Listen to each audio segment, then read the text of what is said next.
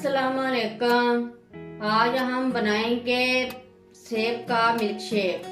इसके लिए जो हमें चीज़ें चाहिए, 300 ग्राम हमने सेब लिए, 100 ग्राम चीनी और 2 अदद केले।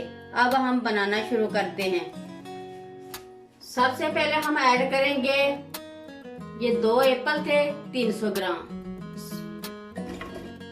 100 ग्राम चीनी, 2 अदद केले यानी 200 ग्राम, ये आधा किलो दूध है ठंडा।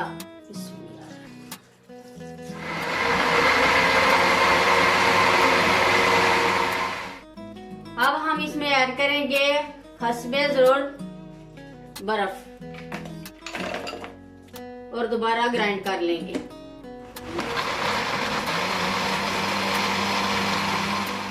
ये हमारा सेब का मिल्क शेक रेडी हो गया। अब हम सर्व करते हैं।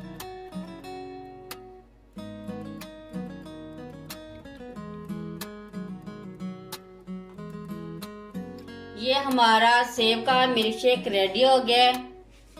अल्हम्दुलिल्लाह बहुत ही मज़े का बने। एक बार ज़रूर ट्राई करें।